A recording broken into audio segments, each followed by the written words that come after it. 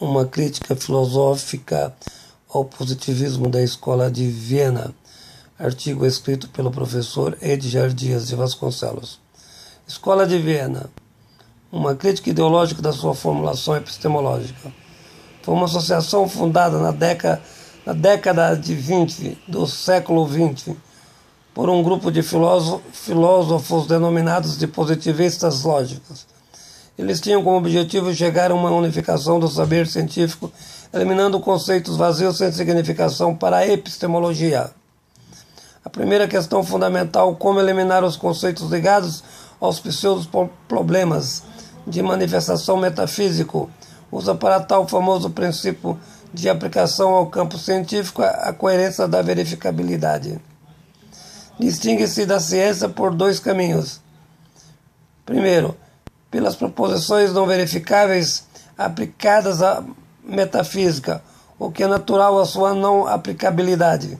As proposições não verificáveis devem ser suspensas.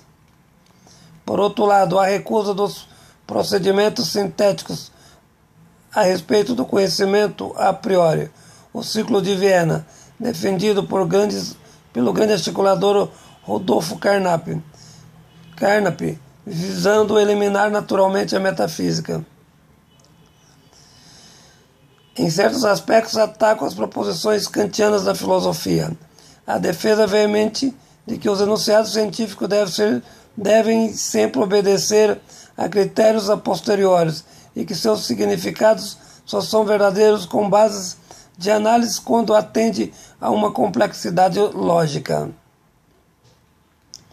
Questiona a lógica simbólica, sendo que nada poderá ensinar a respeito do mundo pelo seguinte motivo, pois não se justifica como teoria. Pelo contrário, define-se apenas por um sistema convencional sem sustentação científica. Ao ser questionado por grandes teóricos, em função da redução da lógica a um mero instrumento de síntese, Carnap, juntamente com Victor Gagestein, volta para a elaboração de uma composição semântica da referida, mas negando naturalmente a metafísica e afirmando o positivismo lógico como ideologia de sustentação dos argumentos a posteriores. Isto é, o estudo lógico entra a linguagem como sujeito e não objeto dos sistemas interpretativos como referência de enunciados verdadeiros. Começa a partir desses pressupostos a desencadear os equívocos irrecuperáveis epistemologicamente. O principal dele é a redução da filosofia a um instrumento da semiótica, o que sustenta a natureza da linguagem como fundamento da ciência. E qual o papel da semiótica? Volta ao fato anterior, criando uma nova sintaxe, teoria das relações formais entre as compreensões dos signos. Até então, a não compreensão da negação da metafísica, a volta a uma teoria semântica das teorias das interpretações. Podemos dizer a interpretação de uma pragmática, a defesa da teoria da relação da linguagem com o sujeito na eliminação da filosofia. Ao tentar destruir os conceitos da metafísica kantiana, destrói-se o sistema de Kant como um todo. Por outro lado, a própria filosofia como instrumento do fundamento de natureza científica.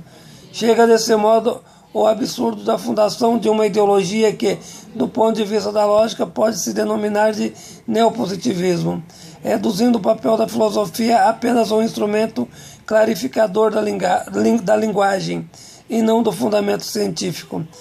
Principal erro dos positivistas lógicos de Viena.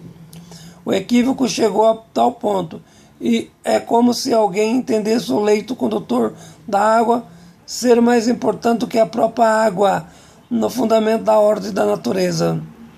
A objeção à metafísica, a sua radicalização, eliminando a filosofia na metáfora comparativa anteriormente, e a defesa do neopositivismo, associando as ideias das ciências da natureza com fatos sociais com os mesmos critérios de verificação, abalou de certo modo a credibilidade de Viena. A loucura não teve determinação apenas ideologicamente.